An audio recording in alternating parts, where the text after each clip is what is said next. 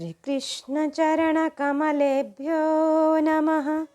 श्रीमद्भगवद्भक्तेभ्यो नमः। गोस्वामी श्री नाभाजी कृत श्री भक्तमाल तृतीय खंड के भक्तों का सुंदर चरित्र हम श्रवण कर रहे हैं। आए आज श्री झाली रानी जी का यह चरित्र श्रवण करते हुए प्रसंग को आगे बढ़ाते हैं।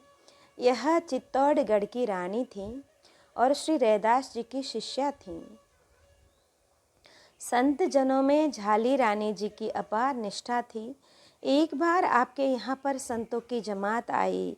इस जमात में आपके एक गुरु भाई भी आए हुए थे। आपके मन में इनके दर्शनों की विशेष अभिलाषा थी, परंतु राणा साहब ने रानी जी को दर्शनार्थ जाने की अनुमति नहीं दी और विपरीत ही रानी को साधु संतों से न मिलने देने के लिए द्वार द्वार पर पहरा बैठा दिया कि रानी महल से बाहर निकलने न पावे और कोई भी महल के अंदर साधु संत न आने पावे। यदि कोई महल के अंदर आ गया तो पहरेदारों को शूली पर चढ़ा दिया जाएगा। यदि कोई महल के अंदर आया तो पहरेदारों को बताया कि उसको सूली पर चढ़ा दिया जाएगा। इस सख्त आदेश से सभी द्वारपाल अत्यंत ही जागरूक होकर पहरा दे रहे थे। इधर रानी जी के मन में अत्यंत ही दर्शनों की उमड़न हो रही थी। अतः ये संत जनों के दर्शनार्थ संतों के श्री चरण कमलों का स्मरण करती हुई प्रेमावेश में स्वयं ही महल से निकल पड़ी। श्री भगवद इच्छा एवं संतों की अपार कृपा से किसी भी पहरेदार ने रानी जी को महल से बाहर जाते हुए नहीं देख पाया और रानी जी ने अपार सुख से संत जनों का दर्शन किया और विशेष भोग भंडारा भेंट पूजन आदि से समस्त संत जनों का सम्मान किया। उधर राजा को सूचना मिली कि रानी जी तो महल से बाहर निकलकर संत जनों की जमात में चली गई हैं, संत जनों की जमात में बैठ गई हैं। अब तो राजा पहरेदारों पर अत्यंत ही क्रोधित हुआ। राजा ने आकर उनको बहुत डांटा फटकारा और बोले कि अच्छा, जो कुछ हुआ सो हुआ, अब आगे के लिए खबरदार होशियार रहना, क्योंकि अब रानी महल के अंदर घुसने न पावे। यदि अब की बार असावधानी हुई तो किसी के भी प्राण नहीं बचेंगे, उसे प्राणों का दंड दिया जाएगा। राणा साहब जी पहरेदारों को अत्यंत ही सावधान कर स्वयं भी विशेष सतर्कता पूर्वक निरीक्षण करने लगे, परंतु रानी जी तो जैसे महल से बाहर गई थी वैसे ही पुनः महल के अंदर भी प्रवेश हो गई और रानी जी को कोई देख न पाया। जब राणा साहब को रानी के महल में पहुंचने का समाचार प्राप्त हुआ तो इनकी आंखें खुल गईं और विचार करने लगे कि यह तो प्रत्यक्ष भक्ति का चमत्कार है। अब तो रानी जी के साथ राणा साहब भी श्रीमद् भागवत सेवा में तत्पर हुए। इस प्रकार से अगर घर में श्रीमती भक्तिमय हो, पत्नी भक्तिमय हो, तो पति को भी उस राह पर चला लेती हैं और पति अगर भक्त हो तो पत्नी को भी अपने राह पर, भगवत राह पर चलाने की बुद्धि संत भगवंत से प्राप्त हो ही जाती है। आए अब श्री शोभा जी का प्रसंग हम श्रवण करें। संत सेवा परायणा शोभा जी अपने देवर देवरानी के साथ रहती हुई निरंतर भजन साधन में ही व्यस्त रहती थीं। ये सारे जो भक्तिमती नारियां हैं, इनके छोटे छोटे प्रसंग यहाँ पर श्री प्रियादास जी ने लिखे हैं। इनका बृहद चरित्र भी है, लेकिन यहाँ पर उनके छोटे छोटे चरित्र ही दिए गए हैं। इन भक्तिमती नारियों के भक्ति की चर्चा सुनने श्रवण करने से हर एक व्यक्ति के अंदर भक्ति भाव स्वतः ही उपज आता है और प्रभु में प्रेम, संत महंत संत भगवंत में श्रद्धा बनी रहती है कि आपका देवर तो आपकी भक्ति भावना से संतुष्ट था, परंतु देवरानी विशेष आपसे द्वेष बुद्धि रखती थी। एक बार आपके देवर जी ने एक जोड़ा स्वर्ण के कंकड़ बनवाए और शोभा जी को ही रखने के लिए देकर स्वयं परदेश को चले गए। श्री शोभा जी की देवरानी को इस प्रकार का व्यवहार क्यों सहन होने लगा। वह श्री शोभा जी से तो कुछ कह न सकी, परंतु देवरानी ने अवसर पाकर श्री शोभा जी के पास रखा हुआ कंकड़ चुरा लिया और इसने पृथ्वी में गाड़ दिया। श्री शोभा जी तो सदा ही संत सेवा एवं सत्संग में ही मग्न रहती थी और कंकड़ की ओर से तो इनका ध्यान पूर्णतः हट ही गया था। अतः कंकड़ की चोरी का तो इन्हें किंचित मात्र भी भान न था। जब देवर जी परदेश से आए तो उन्होंने कंकड़ मांगा। तब आप कंकड़ लेने के लिए गईं, परंतु आपने देखा तो वहाँ कंकड़ नहीं था। इससे श्री शोभा जी को अत्यंत ही संकोच हुआ। तब उन्होंने देवर जी से सत्य सत्य बात बता दी कि मैंने तो अमुक स्थान पर कंकड़ को रखा था, परंतु मुझको उसे संभालने का ध्यान ही न रहा। आज ही मैंने उस कंकड़ को देखा तो वह वहाँ पर नहीं है।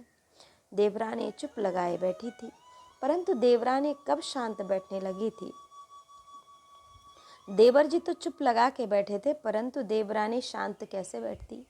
वह तो अपने पति का कान भरने में ही लग गई कि यह तो प्रतिदिन ही साधु संतों को बुलाकर हलवा पूरी का भोजन कराती रहती है।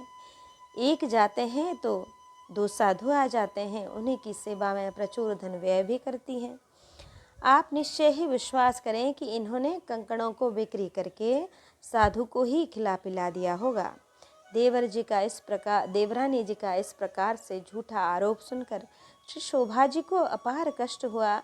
आपने भगवान से प्रार्थना की कि प्रभु, आप मुझ पर असत्य लगा हुआ कलंक दूर करें। श्री प्रभु कृपा से श्री शोभा जी जब शयन करके उठी तो कंकड़ों को निज चारपाई पर ही पाया। इन्होंने तत्काल ही देवर जी को बुलाकर इनके कंकड़ों को देकर संतोष की सांस ली। जब यह बात इनकी देवरानी को ज्ञात हुई तो उसने भी अपने द्वारा गाढ़े हुए स्थल को खोदा तो वह कंकड़ भी वहीं पर मिले। अब तो उसको भी अत्यंत आश्चर्य हुआ। उसने उन कंकड़ों को भी लाकर अपने पति को दे दिए और अपने कपट की बात सुनाते हुए श्री शोभा जी से क्षमा प्रार्थना करने लगी। उसी समय एक चमत्कार और भी हुआ। वह यह हुआ कि जब आपकी देवरानी ने प्रथम वाला कंकड़ ला कर दिया तो वह श्री भगवत प्रदत्त कंकड़ तत्काल ही अदृश्य हो गया। तब तो देवर जी देवरानी दोनों ही श्री शोभा जी के चरणों में नतमस्तक हो गए और आपसे सदुपदेश ग्रहण कर स्वयं भी संत सेवा में रत हुए। इस प्रकार से अगर एक सुधर जाए तो उसकी वजह से घर के सारे सदस्य भक्ति में रत हो जाते हैं, भक्ति में लग जाते हैं, भगवत भक्त बन जाते हैं। श्री प्रभुताजी, यह भक्त प्रवर श्री रैदास जी की धर्म पत्नी थी श्री प्रभुताजी। श्री रैदास जी की भांति ही इनकी संत जनों के प्रति अपार श्रद्धा थी। एक दिन घर पर संत जन आए, परंतु गृह में एक मुट्ठी अन्न भी न था। श्री रैदास जी अत्यंत ही चिंतित हुए। पति को चिंताग्रस्त जानकर श्री प्रभुता जी ने धैर्य बंधाया और तत्काल ही अपनी सासू के निकट जाकर बोली कि मुझे कहीं थोड़ी देरी के लिए बाहर जाना है। आप अपना हमेल गले में पहनने का एक आभूषण हमें दे दीजिए, मैं अभी लाकर वापस कर दूंगी। सासू जी श्री प्रभुता जी की बातों में आ गईं और अपना हमेल पुत्र वधू को दे दिया। आपने वह हमेल श्री रैदास जी को देकर कहा कि शीघ्र ही इसको बिक्री करके संत जनों की सेवा कीजिए। श्री रैदास जी ने ऐसा ही किया। उधर जब अधिक देरी होने पर भी हमेल सासू के पास वापस नहीं पहुंचा तो श्री प्रभुता जी की सासू को विशेष चिंता हो गई। सासू जी ने पूछताछ करवाई तो पता चला कि हमेल को तो बिक्री करके उसके द्वारा आए हुए धन को संत सेवा में लगा दिया है। अब तो सासू जी ने और भी अपना रोष प्रकट किया और पुत्र वधू श्री प्रभुता जी को कोठरी में ही बंद कर दिया। बिना अन्न जल के ही श्री प्रभुता जी संपूर्ण रात्रि उस कोठरी में ही बंद रहे। प्रातःकाल भगवान श्री रैदास जी का रूप धारण कर उस हमेल को ले आए। जब सासू जी को अपना हमेल प्राप्त हो गया तब उसने श्री प्रभुता जी को कोठरी से निकाला। घर आकर श्री प्रभुता जी ने पति से पूछा कि तुम उस हमेल को किस प्रकार से छुड़ा कर लाए? रुपया तुम्हें इतनी शीघ्रता से कहाँ से प्राप्त हो गया? श्री रैदास जी ने कहा कि हमें न तो कहीं से रुपया ही मिला और न हमने उस हमेल को ही छुड़ाया और न ही दिया। तुम कैसी बात कर रही हो? तब श्री प्रभुता जी समझ गए कि मेरे पति के रूप में ही साक्षात भगवान ने ही हमेल को छुड़ाकर हमें बंधन से मुक्त किया है। उसी दिन से श्री रैदास जी और इनकी पत्नी श्री प्रभुता जी की संत सेवा में और भी अधिक निष्ठा और श्रद्धा हो गई। रैदास जी की पत्नी, रैदास जी जैसे भक्त की पत्नी ऐसी ही हो सकती हैं। श्री उमा भटियानी जी का चरित्र। आपकी संत जनों के प्रति अगाध श्रद्धा थी। आप विविध प्रकार के व्यंजन बनाती और भगवान को भोग लगाती और संत जनों को प्रसाद पवाती थीं। आप एक बार एक संत ने आकर आपसे कहा कि मेरे श्री गुरु जी का उत्सव है, उसमें 2000 रुपयों की आवश्यकता है, यदि आपसे हो सके तो उसकी व्यवस्था कर दीजिए। श्री उमा भटियानी जी तत्काल ही अपने समस्त आभूषण बिक्री करके संत जी को 2000 रुपये दे दिए। उसी रात्रि को इस प्रकार से चमत्कार हुआ कि आपने जितने अपने आभूषण स्वर्णाभूषण बिक्री किए थे वे सभी आकाश मार्ग से आंगन में बरस गए। ओहो! आपने उन आभूषणों को पहचाना तो वह निज के ही आभूषण थे। इस प्रसंग से आपकी संत सेवा में और भी अधिक निष्ठा हो गई तथा सर्वत्र आपकी उदारता की प्रशंसा होने लगी। इस वार्ता को एक ढोंगी संत ने सुना तो वह भी संत का वेश बना ढोंगी व्यक्ति ने सुना और वह संत का वेश बनाकर आपके यहाँ पर आया और संत सेवा के निमित्त आभूषणों को मांगने लगा। आपने उसे भी सहर्ष ही अपने समस्त आभूषण दे दिए, परंतु वह ढोंगी जब आपके आभूषण लेकर नगर से बाहर भागने लगा तो वह अंधा ही हो गया। फिर वह नगर की ओर वापस आया तो पुनः उसकी नेत्र ज्योति पूर्ववत ही ठीक हो गई। तब उस ढोंगी ने नगर में रहने का भी निश्चय किया, परंतु नगर में भी जब वह रात्रि के समय निद्रा में था तो भगवान ने स्वप्न में उसके भय उत्पन्न किया कि क्यों रे मूढ़, अभी भी तेरा अज्ञान नष्ट नहीं हुआ है? तो शीघ्र ही उस परम महाभागवती के आभूषणों को लौटा अन्यथा तेरा तत्काल ही सर्वनाश हो जाएगा। तुमको ज्ञात होना चाहिए कि भक्त का धन तो भक्त के द्वारा ही भक्तों की सेवा में ही लगेगा। अब तो वह ढोंगी भयभीत होकर तत्काल ही समस्त आभूषणों को लौटा गया और श्री उमा जी के चरणों में पड़कर क्षमा याचना करने लगा। श्री उमा भटियानी जी ने उसे संत सेवा का उपदेश प्रदान दिया और आपका विशेष परिचय इसी खंड के परिशिष्ट में देख सकते हैं। इस प्रकार से संत सेवा में लगाया हुआ धन कभी भी व्यर्थ नहीं जाता। श्री गौरीबाई जी, भगवत कथा कीर्तन श्रवण एवं भक्तों की सेवा, यही आपकी दिनचर्या थी श्री गौरीबाई जी की। आपकी सेवा की ख्याति के कारण दूर दूरस्थ से बड़े बड़े परम संत महात्माओं का आगमन आपके यहाँ पर बना ही रहता था। उनके दर्शन एवं कीर्तन से आप परमानंद में निमग्न रहती थीं। एक बार आपके यहाँ पर सिद्ध संत एक साथ ही पधारे, कई सिद्ध संत एक साथ पधारे। श्री गौरीबाई जी ने उनकी अत्यंत प्रेम भाव से सेवा की। उस दिन सत्संग में उन संतों ने श्री कृष्ण जी की बाल लीलाओं का वर्णन करते हुए कहा कि जो अमलात्मा योगिंद्र मुनिंद्र के ध्यान में सहसा नहीं आते, उन्होंने प्रेम परवश होकर श्री यशोदा जी का स्तनपान किया और उन्हें अपनी मधुर बाल लीलाओं से परम सुख प्रदान किया। इस कथा को श्रवण कर गौरीबाई जी ने कहा, धन्य है श्री यशोदा जी, जिनका स्तनपान करके भगवान श्री श्याम सुंदर को तुष्टि पुष्टि प्राप्त हुई। संत जनों ने कहा कि धन्यवाद के योग्य प्रेम है। आज भी यदि किसी को प्रेम हो तो श्री प्रभु बाल स्वरूप में आकर पेयपान कर सकते हैं।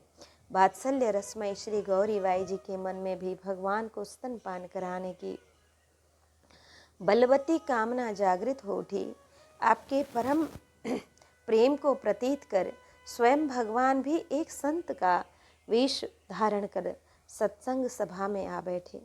कथा श्रवण कर सभी के साथ भोजन ग्रहण किया। रात्रि को शयन करते समय बाल भाव से संत वेशधारी भगवान बोले कि मैं तुम्हारे साथ में ही शयन करूँगा। संतों में उत्कृष्ट सद्भाव होने से बिना किसी प्रकार की शंका के श्री गौरीबाई जी ने उन्हें अपने साथ में ही शयन करा लिया। क्षण भर में ही संत भगवान बाल स्वरूप धारण कर श्री गौरीबाई जी का स्तनपान करने लगा।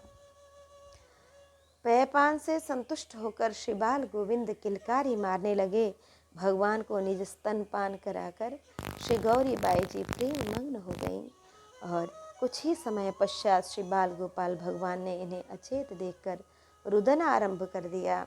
श्री गौरीबाई जी इन्हें गोद में लेकर चुप कराने की इच्छा से उठी। बालक के रुदन से सभी संतजन जागृत हो गए।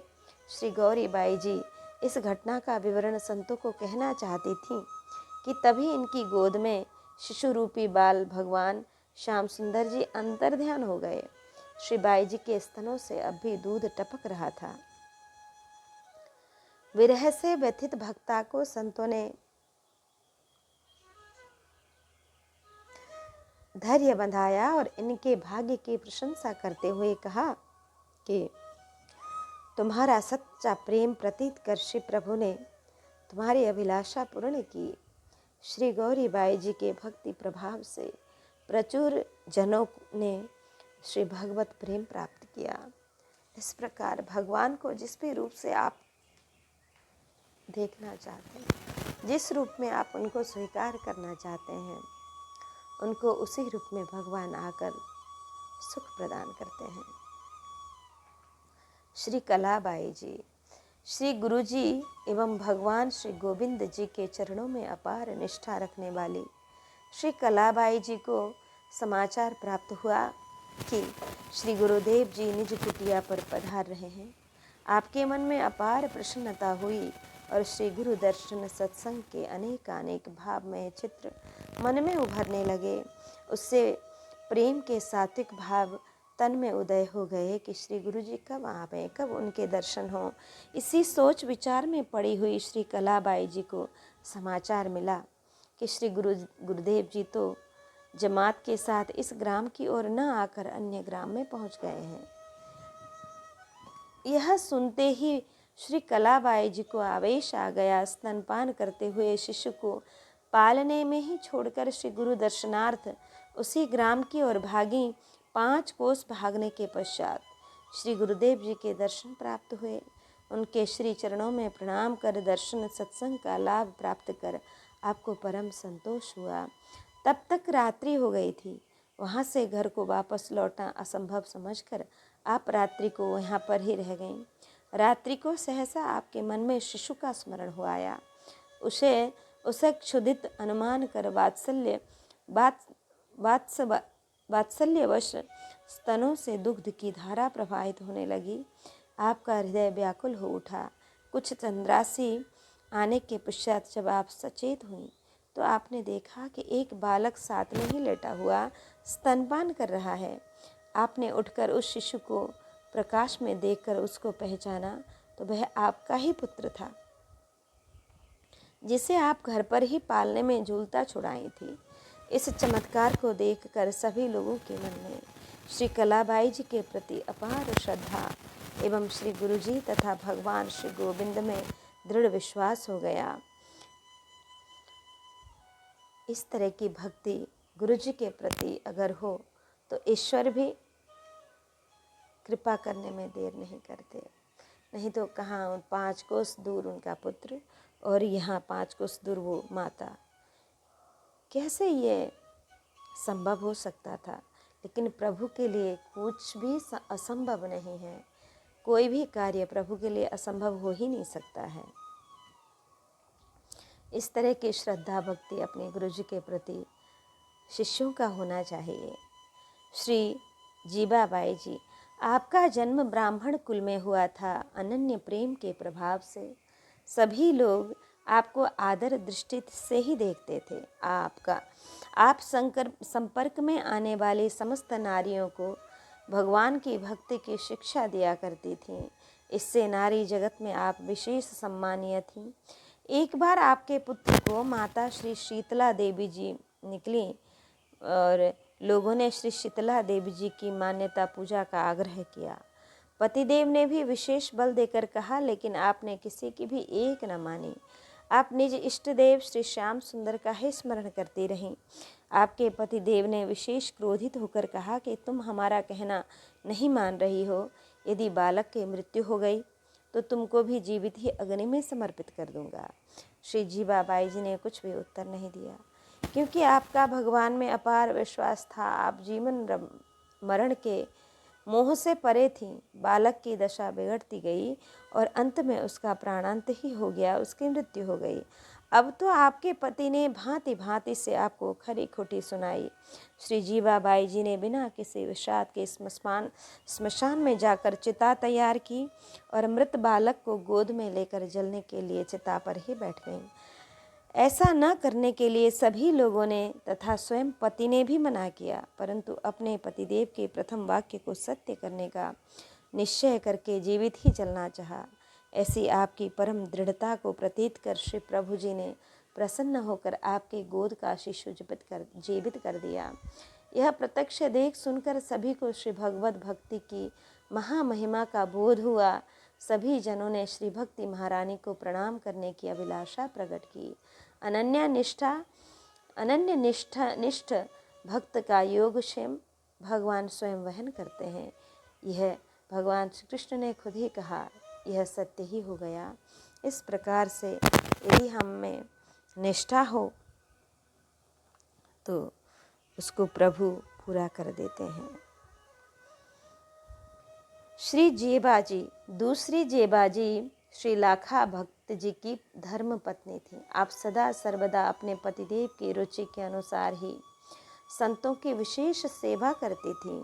जब श्री लाखा जी ने श्री जगन्नाथ की यात्रा की, उस समय आपने घर पर रहकर श्री लाखा जी से भी श्रेष्ठ संत सेवा की और आपके सद्भाव से एक दिन कई महान सिद्ध संतों ने दर्शन देकर आशीर्वाद दिया और कहा कि श्री लाखा जी को आज भगवान ने पालकी पर बैठाकर शीघ्र अपने निकट बुलाया है। यह शुभ समाचार सुनाकर ही अंतर्ध्यान हो गए और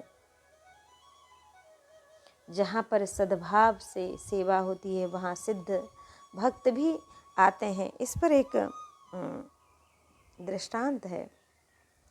एक सेठ जी का, एक वैष्णव सेवी सेठानी राजनगर में रहते थे। वे श्री विट्ठलनाथ जी के शिष्य थे। जब तक ये 2-4 वैष्णवों को प्रसाद ग्रहण करा देते तब तक स्वयं भी भोजन नहीं करते थे। एक बार सेठ जी परदेश जाने लगे, तब सेठानी जी से बोले कि तुम प्रतिदिन जितने वैष्णवों को भोजन कराओ उतने ही पैसे एक घड़े में डाल दिया करना, मैं आकर उनकी गिनती करूँगा। सेठानी जी ऐसा ही करती रहीं। कुछ दिनों के पश्चात सेठ जी परदेश से आए। उन्होंने घड़े के पैसे को देखा तो उसमें 5 रत्न निकले। पूछने पर सेठानी जी ने कहा कि हमने तो पैसे ही डाले हैं। उन दिनों श्री गोसाई विट्ठलनाथ जी राजनगर में ही विराज रहे थे। सेठ जी ने उनके निकट जाकर पैसों में से निकले 5 रत्नों का रहस्य पूछा तो श्री गोसाई जी ने बताया कि ये 5 संत भगवान के अंतरंग सिद्ध परम महाभागवत पधारे थे, इसी से 5 रत्न हो गए। तुम्हारी सेठानी जी का तो परम सौभाग्य है जो उन्होंने ऐसे महाभागवतों को प्रसाद ग्रहण कराया एवं उनके दिव्य दर्शन कर जन्म जीवन को धन्यातिधन्य किया। श्री गंगाबाई जी, विवाह के पूर्व ही आपने श्री गुरुदेव जी से दीक्षा लेकर भजन पाठ में मन लगाया और समय पर माता पिता ने आपका विवाह भी कर दिया। गौने के समय आपके पतिदेव आपको लेने के लिए आए। आप अपने श्री गुरुदेव जी को प्रणाम करने को गईं, तब श्री गुरुदेव जी ने आशीर्वाद दिया कि तुम्हारे पति 80 वर्ष तक जीवित एवं स्वस्थ रहें। आप घर से विदा होकर अपने पति के साथ चल दी। वन मार्ग में आपको ठग मिले, उन्होंने आपके पति को मारकर समस्त धन आभूषण छीन लिया। तब आपने अपने श्री गुरुदेव जी का ध्यान करके प्रार्थना की कि प्रभु आपका आशीर्वाद मिथ्या नहीं हो सकता है। फिर यह सब कैसे हो गया? श्री गंगाबाई जी की सत्यपूर्ण गुरुवाक्य निष्ठा से श्री प्रभु जी तत्काल ही वहीं पर प्रकट हो गए और उन्होंने आपके पतिदेव को जीवित कर दुष्टों को दंडित किया। इस प्रकार से भक्ति में शक्ति का चमत्कार प्रतीत कर आपके पति भी परम भक्त हो गए और दंपति ने आजन्मा श्री भगवत भजन किया। यदि गुरुदेव में निष्ठा हो, भगवान के जैसी ही श्रद्धा हो, तो गुरु का वेश धारण कर गुरु के वाक्यों को भगवान स्वयं पूर्ण करते हैं।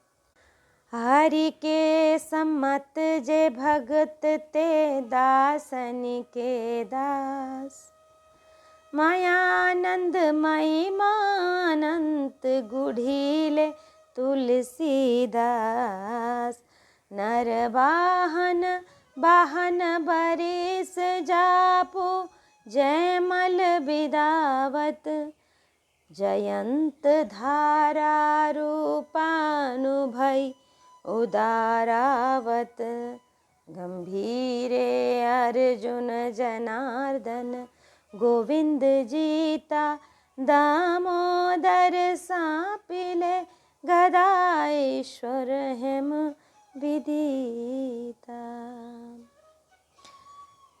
श्री नरवाहन जी, वाहन जी, वरीश जी, जापू जी, जयमल जी, जयंत जी, धारा जी, रूपा जी, उदारावत जी, अनुभवी जी, अर्जुन जी, श्री जनार्दन जी, गोविंद जी, जीता जी, सापिले जी, दामोदर जी, श्री ईश्वर जी, हेम विदिता जी, मयानंद जी और गुढ़ीले ग्रामवासी तुलसीदास जी।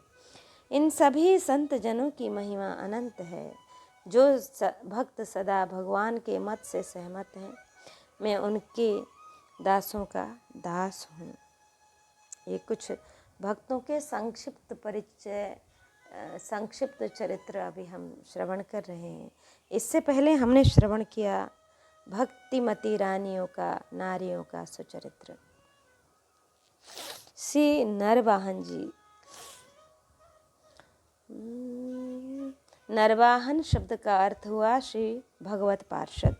वाहन वरीश शब्द को श्री रूप कला वरीश, यह वरीयस का अपभ्रंश है। वरीश का अर्थ होता है श्रेष्ठ, उत्तम। इस प्रकार वाहन वरीश का अर्थ हुआ उत्तम पार्षद।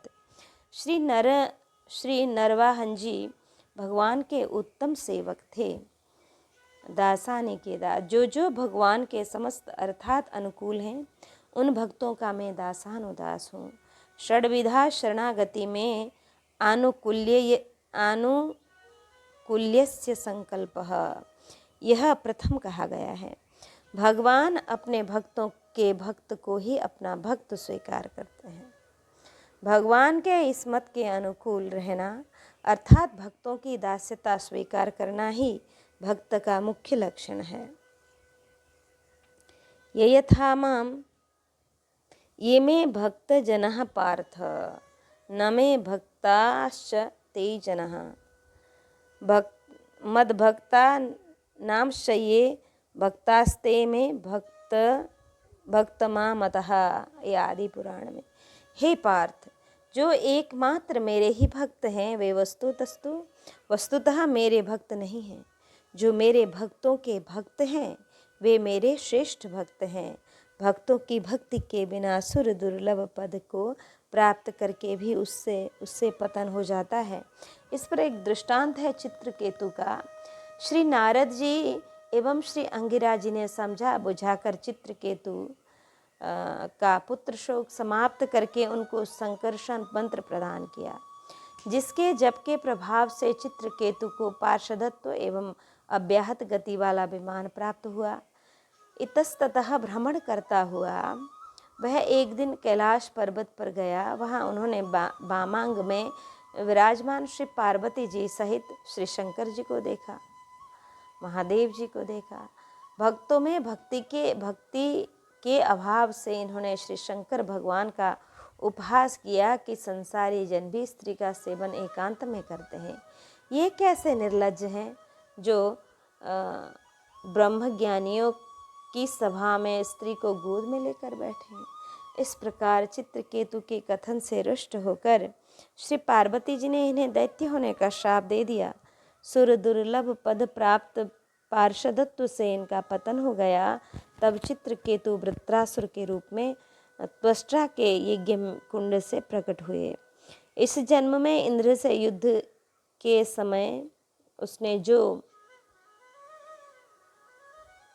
भगवान की स्तुति की, उसमें दासानुदासो भवितास्मि भूयः, मैं आपके दासों का दास बनूं, यह प्रथम कहा। और अंत में ममोत्तम श्लोक जनेषु संख्यम, मैं तो श्री शंकर जी की हंसी न करता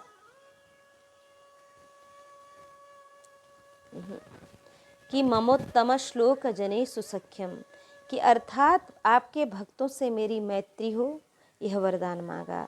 यदि मेरी भक्तों के प्रति भक्ति होती तो मैं श्री शंकर जी की हंसी न करता और पार्षदत्व से च्युत ही न होता। इसी से मूल ग्रंथकार दासों का दास्य बनना ही स्वीकार करते हैं। श्री नरवाहन जी का चरित्र अब श्रवण करें। रहे भोगाम नाव नरवाहन साधु से भी, लूटी लई नाव जाके बंदी खाने दियो है। लौड़िया बिन दैन कछु खाए वे कुआई दया, मतिया कुलाई ले उपाय यह कियो है। बोलो राधा बल्लभो ले वो हरिवंश नाम, पूछे शिष्य नाम कहो पूछी नाम लियो है। दई मंगवाए वस्तु राखियो दुराए बात, आए दास गयो कहीं रिझी पद दियो है। भैगाम में निवास करने वाले श्री गोस्वामी श्री हित हरिवंश जी के शिष्य श्री नरवाहन जी परम साधु सेवी थे। आप जमींदार थे और संत सेवा के निमित्त विमुखों को लूटते भी थे। एक बार एक साहूकार नाव पर अपना माल ले जा रहा था। आपके सिपाहियों ने उस साहूकार का धनमाल लूट लिया और उसको कैद खाने में बंद करा दिया। उसको भोजन देने के लिए एक दासी जाया करती थी। साहूकार का कष्ट देखकर उसको दया आ गई। वह विशेष व्याकुल सी हो गई और बंदी खाने से मुक्त होने का उपाय साहूकार को बताती हुई बोली कि तुम श्री राधा बल्लभ जी और श्री हित हरिवंश जी का नाम उच्चारण करो, उच्च स्वर से उच्चारण करो, और जब कोई तुमसे पूछे तो कह देना कि मैं श्री हित हरिवंश जी का शिष्य हूँ। उस साहूकार ने ऐसा ही किया। तब श्री नरवाहन जी ने उसका सब धन वापस कर दिया और कहा कि श्री गुरुदेव जी से इस घटना को नहीं बताना। बंदी खाने से मुक्त होकर वह साहूकार श्री गोस्वामी हित हरिवंश जी का शिष्य हो गया। संपूर्ण वृत्तांत सुनकर श्री हित हरिवंश महाप्रभु जी परम प्रसन्न हुए और 2 पदों में श्री नरवाहन जी की छाप देकर इन्हें श्री हित 84 में स्थान प्रदान किया। भैगांव कि श्रीमद् भागवत 10वें स्कंद के 28वें अध्याय में कथा वर्णित है कि श्री नंद बाबा ने कार्तिक शुक्ल एकादशी को उपवास किया और भगवान की पूजा की तथा उसी रात्रि में द्वादशी के आ जाने पर स्नान करने के लिए श्री यमुना जी के जल में प्रवेश किया। इन्हें ज्ञात नहीं था कि आसुरी बेला है। श्री नंद बाबा ब्रह्म बेला समझकर स्नान करने लगे। उसी समय वरुण देवता के एक सेवक ने इन्हें पकड़ लिया और अपने स्वामी श्री वरुण देव के निकट ले गए। श्री नंद बाबा के लुप्त हो जाने से समस्त ब्रजवासी जन क्रंदन विलाप करने लगे।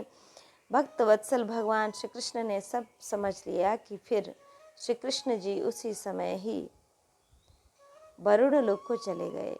श्री वरुण जी ने भगवान श्री कृष्ण की पूजा एवं स्तुति की। भगवान श्री कृष्ण नंद बाबा को वापस ले आए। ये जहाँ स्नान करने जाते थे, आज भी वह घाट नंद घाट के नाम से प्रसिद्ध है।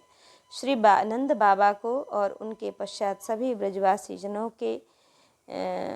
को भय हुआ। इसी कारण से इस ग्राम का नाम भयगांव हुआ। श्री नरवाहन जी। नरवाहन जी का ही चरित्र चल ही रहा है। श्री वृंदावन के उत्तर प्रदेश पश्चिम कोण में श्री यमुना जी के उस पार वच्छवन के निकट आप भयगाम में निवास करते थे। आप चौहान क्षत्रिय एवं परम शूरवीर थे। किसी को भी कर किराया वसूली नहीं देते थे। आपने यवनों को युद्ध में परास्त कर अपना छोटा सा राज्य स्थापित कर लिया था। श्री हितहरिवंश प्रभु जी के सुयश को श्रवण कर आप उनका दर्शन करने के लिए आए। उस समय श्री नवल दास जी के साथ सत्संग हो रहा था। उसमें श्री नरवाहन जी ने सुना कि श्री राधा सुधानिधि दिव्य ग्रंथ है। श्री हिताचार्य महाप्रभु जी की जब 6 मास की अवस्था थी, उसी समय बाद ग्राम में पालना में झूलते समय इस ग्रंथ की रचना की थी। रचना आपके श्रीमुख द्वारा गाई गई थी। पश्चात महामहिम श्री नृसिंहाश्रम जी ने इसका संकलन किया। जब श्री नरवाहन जी के मन में इस राधा सुधानिधि ग्रंथ की श्रवण पिपासा जागृत हुई, इस ग्रंथ की मन में श्रवण आकांक्षा मात्र के प्रभाव से ही हृदय से समस्त संसारी विषय नष्ट हो गए तथा कहने लगे कि अब तक का समय हो तो मेरा व्यर्थ में ही गया। श्री राधा सुधानिधि श्रवण हेतु तथा निज पूर्वकृत कर्मों से व्यथित होकर आप श्री हितहरिवंश जी की शरणागत हुए। कृपा परवश श्री हितहरिवंश गोस्वामी जी ने उपासना रहस्य एवं निकुंज लीला का बोध कराया। श्री गुरु गोविंद एवं भक्त जनों में सदा सर्वदा भक्ति भाव रखने का आदेश और दिया कि अब कभी लूट मार नहीं करना, परोपकार में जीवन यापन करना। श्री हितहरिवंश जी की परम कृपा से श्री नरवाहन जी का जीवन धन्याति धन्य हो गया और आप निरंतर भगवत भजन ध्यान में मग्न रहने लगे। श्री भगवत भक्ति विमुख एक बड़ा व्यापारी था कि उसके संग में 700 सिपाही अस्त्र शस्त्रों से सुसज्जित रहते थे। वह मार्ग का घाटों का कर किराया वसूली करता था, किसी को भी नहीं देता था। वह बड़ा भारी व्यापारी आपकी सीमा से नावों को लेकर निकला। श्री नरवाहन जी के दूतों ने कर किराया वसूली मांगी। उस बड़े व्यापारी ने कहा कि मैं कट्टर नास्तिक हूँ, किसी को भी माल गुजारी नहीं दे सकता हूँ। परस्पर युद्ध हुआ। श्री नरवाहन जी के सिपाहियों ने उसको परास्त कर 3,65,000 का उस व्यापारी का माल जब्त कर लिया और उसे कारागार में बंद करके कहा कि इतना ही और धन घर से मंगवा कर दो, तब ही इस कैद खाने से मुक्त हो सकोगे, अन्यथा 1 वर्ष व्यतीत होने पर तुम्हें प्राणदंड दिया जाएगा। अब उसके पापों का प्रायश्चित पूर्ण हो चुका था। वह रो रो कर अश्रुपात विलाप कर रहा था कि अब मेरे बाल बच्चे किस प्रकार से जीवित रहेंगे। अरे, मैं बड़ा महान संकट में पड़ गया। श्री नरवाहन जी की एक दासी श्री भगवत भक्ता थी। उस व्यापारी सेठ की दयनीय दशा को देखकर भगवत प्रेरणा से दासी द्रवीभूत हो गई और उसने व्यापारी सेठ के कंठ में श्री तुलसी जी की कंठी बांधकर मंत्र प्रदान किया। श्री राधा बल्लभ श्री हरिवंश, श्री वृंदावन श्री बनचंद, श्री वृंदावन श्री बनचंद, श्री वृंदावन श्री बनचंद। उपदेशानुसार उस व्यापारी सेठ कैदी ने ब्रह्मबेला में इस मंत्र का उच्चारण से कीर्तन आरंभ कर दिया। दीन वाणी से कीर्तन सुनकर पहरेदारों ने श्री नरवाहन जी से जाकर कहा। तत्पश्चात श्री नरवाहन जी उस कैदी के पास गए। आपने पूछने पर व्यापारी कैदी ने जताया कि मैं श्री श्री 108 श्री राधा वल्लभी श्री हित हरिवंश जी प्रभु जी का शिष्य हूँ। मुझको तो सदा सर्वदा एकमात्र उन्हीं का दर्शन उन्हीं का भी भरोसा है। इस प्रकार से उस व्यापारी सेठ ने कैदी की बात सुनकर श्री नरवाहन जी से विनती पूर्वक कहा कि मुझसे अज्ञानतावश यह अपराध हुआ है, आप कृपा करके आप मुझको क्षमा करें। इस प्रकार से श्री नरवाहन जी क्षमा प्रार्थना करते हुए निज निवास पर उसको ले आए और स्नान कराकर सुंदर वस्त्र पहनाए एवं प्रसाद ग्रहण कराकर प्रार्थना की, यह वृत्तांत आप श्री गुरुदेव जी से जाकर नहीं कहना। उस समय व्यापारी का जब्त किया हुआ धन माल आपने वापस करा दिया।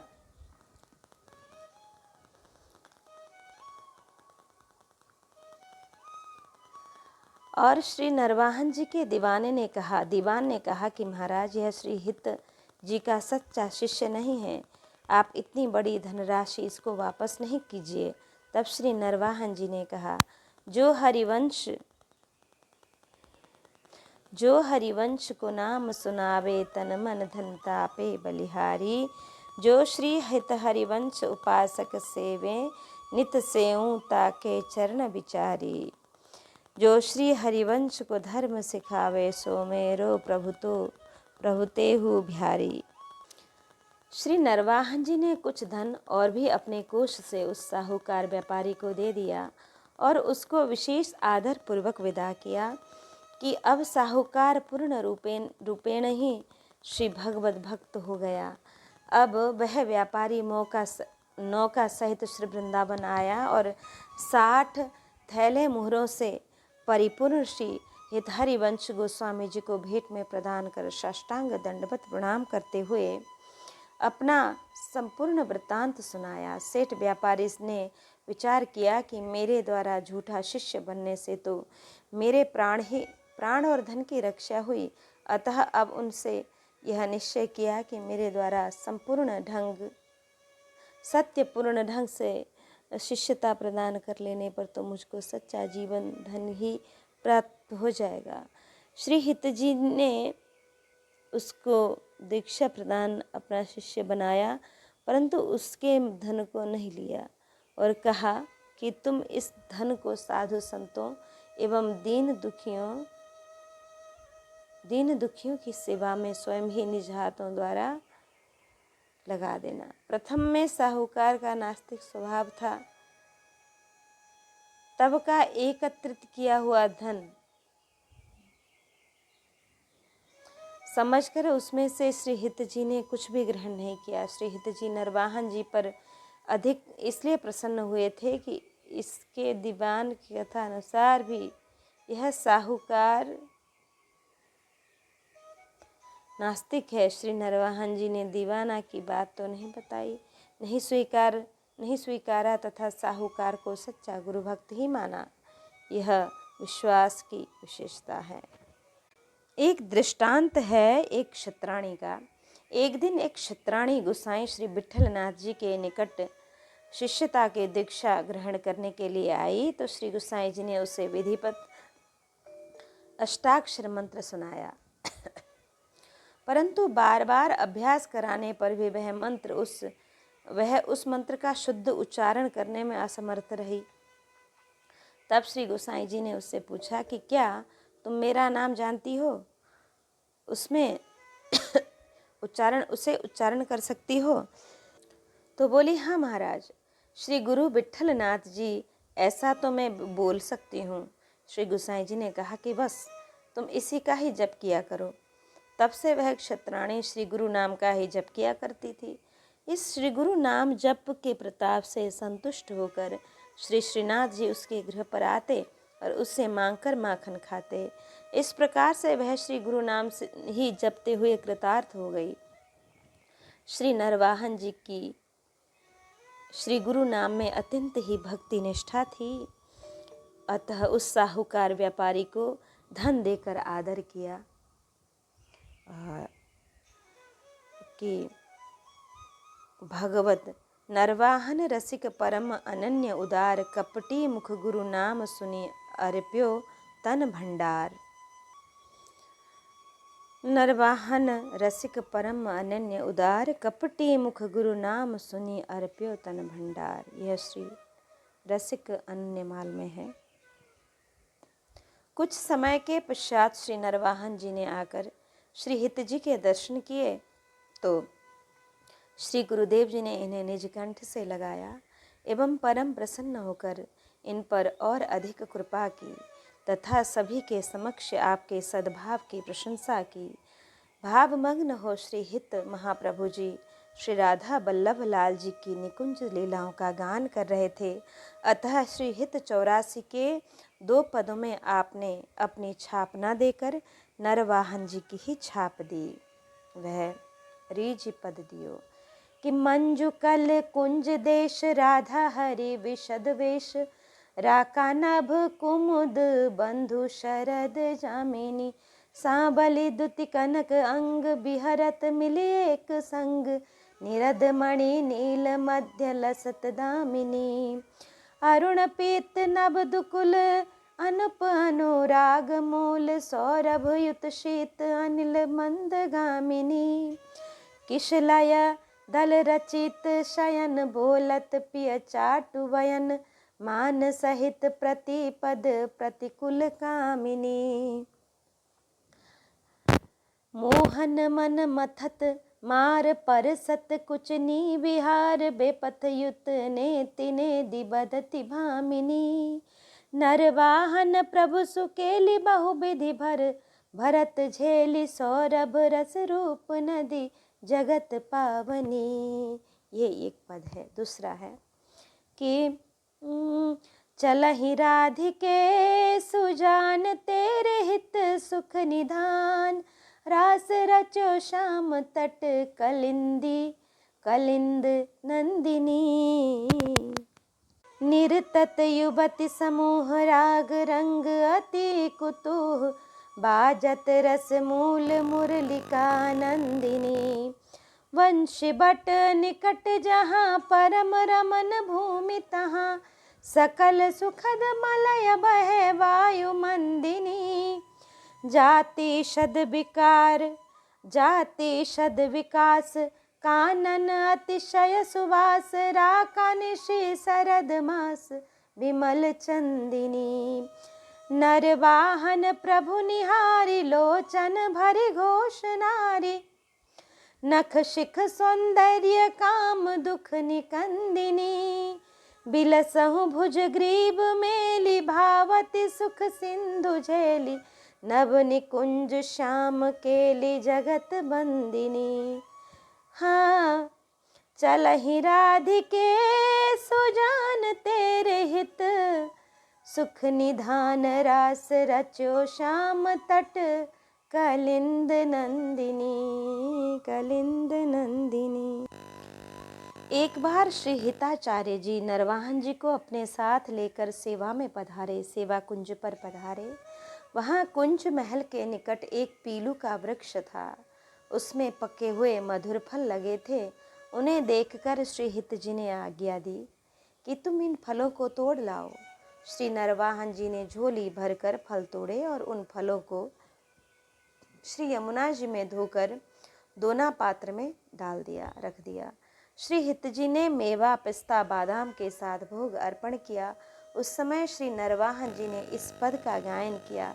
भोजन कीजिए हित प्यारे, केली कदम्ब निके दो नन मह, मेवा धरी संबारे, पावो फल पीलू के कोमल मिष्ट चर परे भारे, श्री हित हरिवंश मनोरथ पूरन, नरवाहन जुतिहारे। इस पद रचना के गायन को श्रवण कर श्री प्रिया प्रीतम जी अति ही प्रसन्न हुए।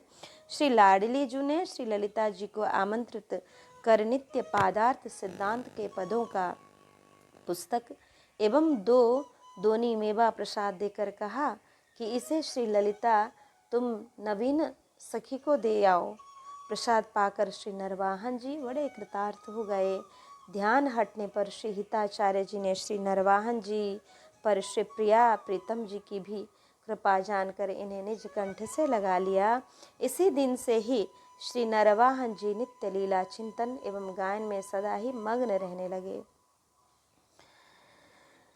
श्री घाटम जी, जिनकी कथा छप्पाए 99 में आ चुकी है, उनकी संत गुरु सेवा निष्ठा से ही घोड़े का रंग बदल गया था। इस रहस्यमय वार्ता को सुनकर जयपुर नरेश बहुत ही प्रसन्न हुए थे। सहज भाव से पिछली चोरी की अपनी चतुराइयों की चर्चा भी श्री घाटम जी ने राजा के समक्ष की। प्रेमी चोर के चरित्रों की कथा सुनकर जयपुर नरेश ने कहा कि मेरे पहरेदार सतर्क रहे, फिर भी आप चोरी कर लें तो मैं आपको चतुर चोर समझूंगा और पुरस्कार भी दूंगा। श्री घाटम जी ने कहा कि राजन, अब तो हमने यह धंधा ही छोड़ दिया है, परंतु जैसी आपकी आज्ञा। राजा ने श्री घाटम जी से कहा कि तुम 3 मास के अंदर श्री राधा गोविंद जी के मंदिर से श्री ठाकुर जी के आभूषणों की चोरी कर ले तो हम तुम्हें सच्चा चोर समझेंगे। जयपुर नरेश ने अब पहरा भी कठोर कर दिया और गुप्तचर भी चारों ओर नियुक्त कर दिए। श्री घाटम जी ने चोरी करने के लिए उपाय सोचे, परंतु उनमें सफलता नहीं दिखाई दी। अंततोगत्वा श्री घाटम जी ने श्री नरवाहन जी को पत्र देकर बुलवाया और सभी परिस्थिति से अवगत कराया। राजा द्वारा पुरस्कृत युक्त चोरी करने की श्री घाटम जी एवं श्री नरवाहन जी दोनों ने ही परस्पर परामर्श करके पूर्ण तैयारी कर ली। अब दोनों ने उदयपुर की राजधानी राजरानी का वेश बनाया।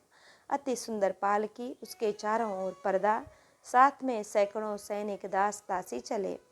जयपुर नरेश को सूचना दी गई। राजा ने समय निश्चित करके उस समय दर्शनार्थियों के आवागमन पर प्रतिबंध लगा दिया। पुजारी जी भी मंदिर से अलग हो गए।